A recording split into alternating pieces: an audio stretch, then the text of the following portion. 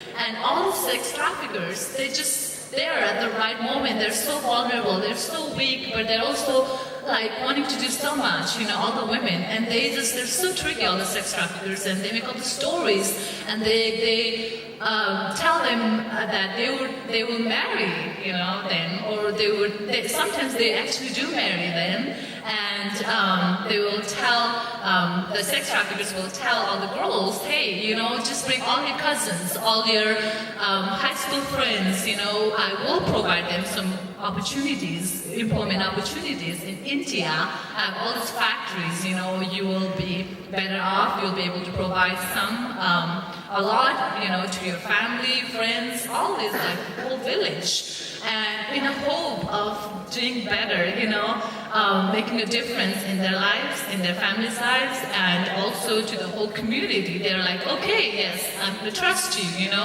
and they go, with the sex traffickers to India, and they have never been out of the small village, and they just go there. But I happen to be lucky enough to able to be fluent in 3 languages. I know Hindi very well, and some of the women, they don't know Hindi because they never had exposure to Indian people or any kind of schooling. So they can read, and then sex traffickers are very, very tricky. They are at least bilingual, they speak Hindi and Nepali, and they don't know where they're going. They're just in the hope of making, doing something better for themselves, for the family, for the whole community. And that's the main reason why they're so susceptible and vulnerable to sex trafficking. Why, I don't think if they had knew the reason, they would want to marry somebody, knowing that they're going to be sold in brothels. And for us, once you're gone, no matter by marriage or whatever, through sex trafficking, you are stigmatized as an outcast. And that's the main reason I want to focus right now, because even though they are rescued sometimes, it's hard for them to go back to villages. For them, they think it's better for them to be dead or commit suicide, because parents, first of all, they can't accept them and bring them home. And because our culture is very collectivistic, we care about our family, extended family, cousins, uncle and aunts, elderly people, our neighbors, especially in villages. It's like the whole village is like a family. And it's a stigma to the whole society, family. So the main thing Eternal Thread and Red Thread Movement is doing is, they are providing counseling and the skills, and it's so important. I want to focus more on counseling and give them the hope of Christ, because they would know that in Christ, through His blood, they are pure and holy all the time, and they have the hope that they don't have to commit suicide. God has paid the price, and they're holy. They are unique, fearfully and wonderfully made, and they can go back and they can also share the testimony and also save a lot of girls who are at risk, and also save the whole family. And that's why it's important for us to gather some money and also be able to provide the counseling and the skills and trade. So I really urge you. I'm so glad you are here today. You're wearing the bands and you're buying it. I also want you to pray for my country and for any other countries, where women are so vulnerable. And they're just it's so distressing to hear all these things and to just tell you. They need your prayer. Prayer is our strongest weapon. That's what the Bible said. And because of prayer, even the sex traffickers, they can have the renewed mind, and also the family and people, all the women at risk and who have been through horrible situation, they can get the hope, and they can be a wonderful testimony in salt and light of the world. I actually want to conclude my speech by reading this verse. I have been getting convicted of this word this whole week. And I would like to read it real quick for y'all. It's Matthew chapter 25, verse 35. I just want to read real quick and end it. For I was hungry and you gave me something to eat. I was thirsty and you gave me something to drink. I was a stranger and you invited me in. I needed clothes and you clothed me. I was sick and you looked after me. I was in prison and you came to visit me. Then the righteous will answer me, Lord, when did you see you hungry and feed you, or thirsty and you give you something to drink? When did we see you a stranger, invite you in, or needing clothes and clothe you? When did we see you sick or in prison and go to visit you? The king will reply, I'll tell you the truth. Whatever you did for one of the least of these brothers of mine, you did for me. And I really want you to think about these verses and just doing your best in any ways you can make a whole bunch of difference in somebody's life. Thank you so much for this opportunity. Thank you.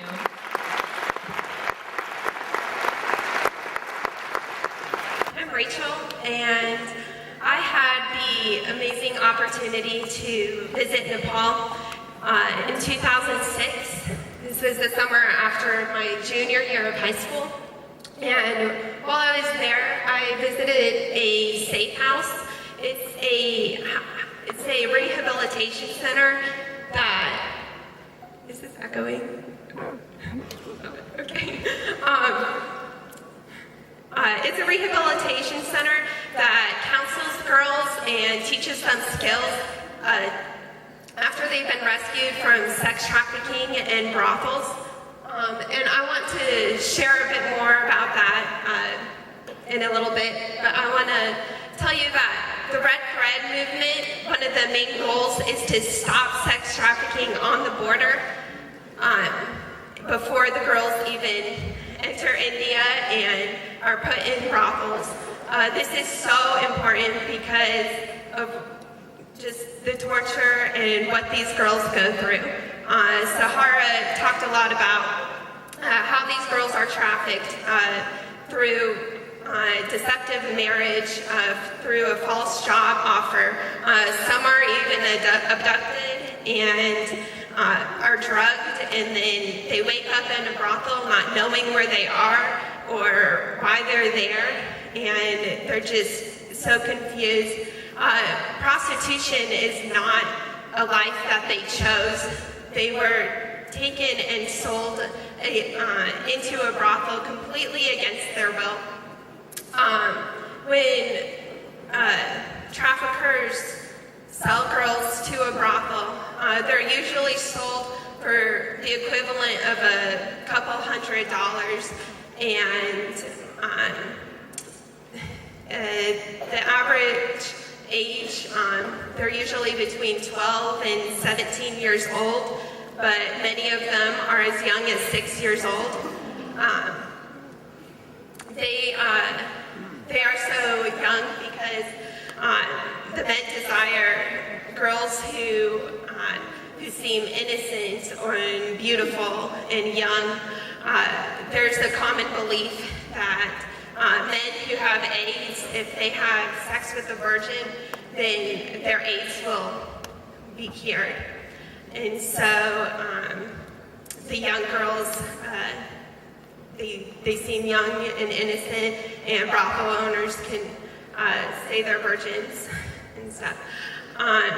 But basically when they get there, they don't want to be there, of course, and they fight against the rapes, and then they are beaten and tortured and burned and denied food, all kinds of torment. They're threatened to be killed if they don't submit to the clients.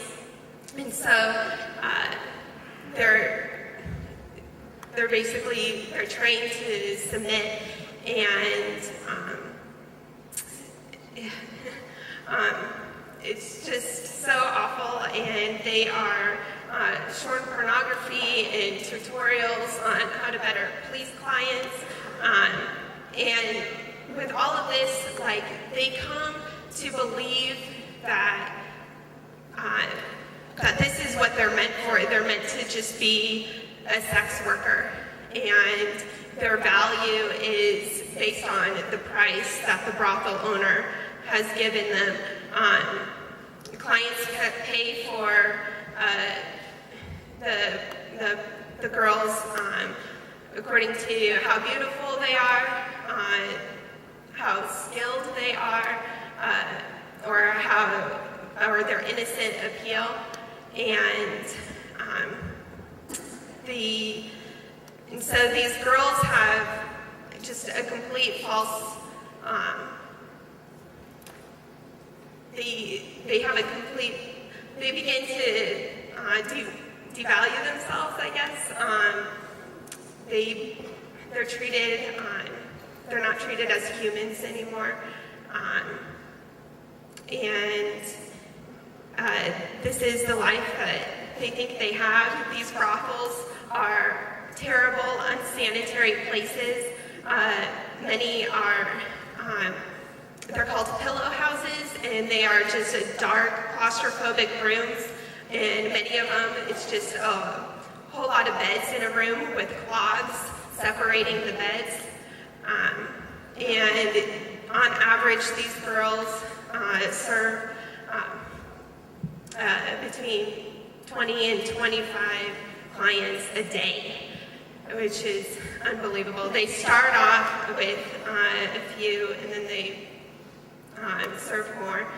If a client wants them for a full night, then they're more expensive. But anyway, these girls,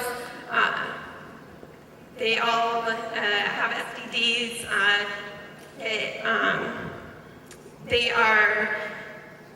They stay in the brothel until the brothel owner finds out she has AIDS, and then kicks her out, and then she doesn't have anywhere to go, or until she's old enough to where most clients don't desire her anymore. But most girls don't make it that long. Many of them die in the brothels. So anyway, I want to talk a little bit about the safe house, where these girls have been rescued from brothels and sex trafficking. And like Sahara was saying, about how hard it is to return to their families because of the stigma in their society. They're taken to the safe home. And Shanta, it's the lady in the middle. She's like the mom of the house. And she has such incredible faith in God and loves these girls with a love that comes from God. And these girls who have suffered so much, their lives are just completely transformed in Jesus Christ. And they have so much hope and so much peace and so much confidence. And they know that their identity is now in Christ. While I was there was a girl who had just recently been rescued. She was 13 years old and 5 months pregnant. And there was another girl who was there. She was 15 years old, and she had AIDS, and the doctors estimated that she only had about 3 more months to live. And she said that she knows Jesus Christ now, and she has so much peace and love and hope in Him, and that she knows where she's going, and she's excited to meet her Lord in heaven. And it's just incredible to me how they can have so much faith and see the work of the Lord after being through this. Salvation from are so important. Rescuing the girls on the borders are so important. But ultimately what matters most is salvation in the Lord. And just finding the identity in Him. And I just want to read you 2 Peter 1, verse 3 through 4.